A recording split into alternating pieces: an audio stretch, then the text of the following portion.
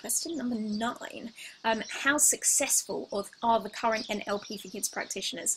This is always a really interesting question for me, because we've got like light and shade happening simultaneously, and probably some weird grey area in the middle as well. The reason why is we have to go back in time, and I need to explain how things were set up in the very beginning. When I set up NLP for Kids, my idea was that it was going to be like a franchise business, except ours is a license, but essentially they're the same thing. And we would offer the training, and then after that, people would sign up for a 3-year contract, and they would pay a monthly fee to have everything that was included within that contract. So when I first started promoting NLP for Kids, I already had a self-development database from my other company, People Building. So it made sense to promote it to people who A, loved NLP, and who B, might be interested. Now, in some ways that was a really good idea, because what happened was I ended up with lots of practitioners who were really, really enthusiastic about what we did. However, something that's, I guess, somewhat notorious for the self-development business is it tends to attract people who have really good intentions and who are uber positive, but not necessarily particularly ruthless, maybe, at running a business, or perhaps they lack some motivation there, or some self-belief, ironically. But basically, after 3 years, what I discovered was that throughout that period of time, I'd been providing more and more support and resources in an effort to really get our practitioners up and running. So after we'd done the training, I thought, okay, well, maybe what they need to really, get them promoting their business is a website. They can each have their own individual mini NLP for Kids website. So I provided those, and that didn't quite hit the spot. That wasn't enough to engage them. So after that, I thought, well, what I'll do is I'll provide them with training around how to promote their websites. So I created some various different resources and guides and packages around how to promote their websites. And that didn't work either. And so then there were business cards and marketing strategies, and then the mentoring came in, and I was basically layering in more and more and more stuff to get these people proactive at running their business. Now, in fairness, I think for most of them, the biggest problem was that they were all employed, or certainly most of them had a proper job. And so for them, time was a challenge, because they only really had the evenings and the weekends to get their businesses up and running. I think as well that there was a few of them whereby time wasn't so much of an issue, but having the confidence to really go out there and promote themselves was. And there was only so much that I could do to really fix that. So what happened was, I had a mentor that I was working with at the time, and I explained this challenge, and he suggested that I get rid of the license fee and sell NLP for Kids just as a training, but with all of the perks that came with the license. So basically, it created a lifetime license.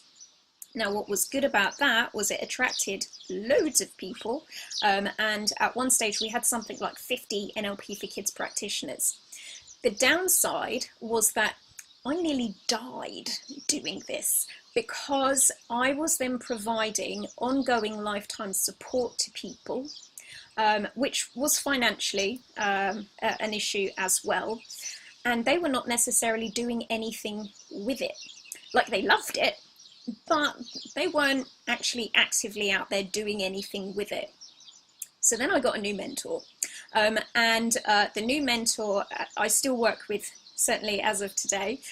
So he's someone that has lots of experience in franchising, and actually he scouted me out, so I wasn't I wasn't looking, he found me. So he got in touch and said that he really liked the model and thought that it sounded very cost effective for everything that I was providing, and that I was crazy, and also that he really could see the need to bring back the license fee, and also to develop a strategy for evaluating who were the best practitioners to keep and which ones should maybe move over to a trained status, whereby, you know, we still have some degree of a relationship with them, but they're not practitioners that we are financially supporting and promoting, and ultimately, you know, working in such a way that it's kind of holding everything back.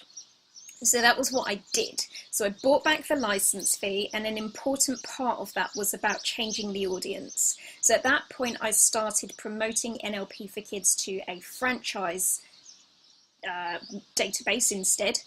So I started actively advertising on franchise websites, and also it kind of pulled back a little bit on the promotion to the self-development database, and also started evaluating the practitioners that we have to see which ones were doing something, which ones were being good advocates for the brand, but maybe hadn't still yet successfully got their business up and running, and what we would be able to do for those people, and which ones, you know, really were making a go of it.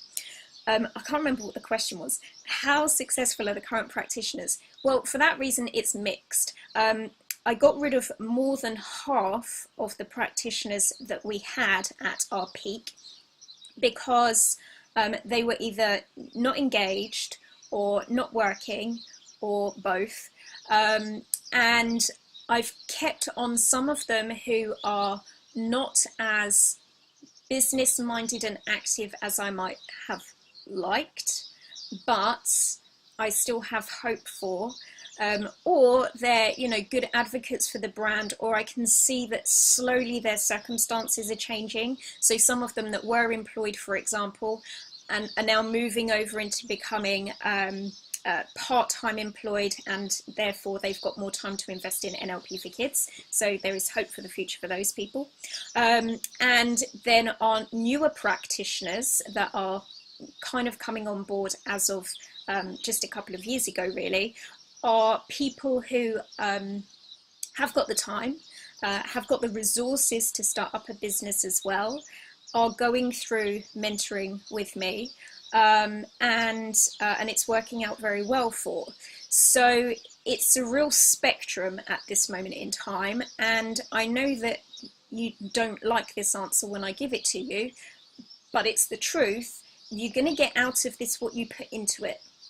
And you're going to need to put a lot into it. Don't get me wrong. Like, this is not easy. I had a man once who came to see me, and he said, I'm debating about this franchise, which I'm really passionate about it, and another franchise, which I just see financially is going to be like a really good, quick earner, and it's a wheelie bin cleaning franchise.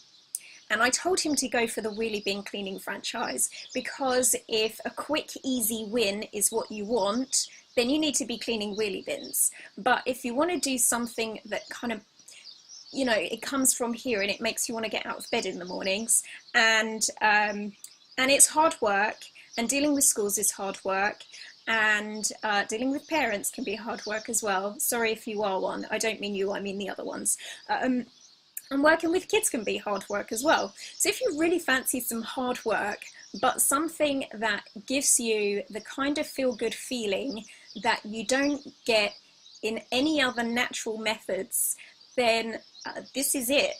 And it won't be easy, but it will be a lot of fun, and you will have to have patience and perseverance. And if you can do all of those things, then you'll be on that end of the spectrum where we have our more successful NLP for Kids practitioners who send me very excited messages saying things like, I've just had my most successful month, I've just made £4,500 in a month, or you're not going to believe it, I had a parent who I didn't particularly resonate with, I'm choosing my words carefully here, and and they were maybe not someone that I would choose to work with. So I put my prices up in an effort to have them not invest in a service with me. And I put my prices up to a crazy amount of money, like it's £170 per session, and they said yes anyway. How cool is that? So we have practitioners that are working in that kind of a way too. The question really is, how do you want to work? And you need to think that through very carefully. You need to think about the time you're going to put into this. You need to think about the level of patience that you have. You need to think about the level of investment beyond the training, because you know you're running a business now. It costs money, yeah, I don't know if that answers the question. I hope it does.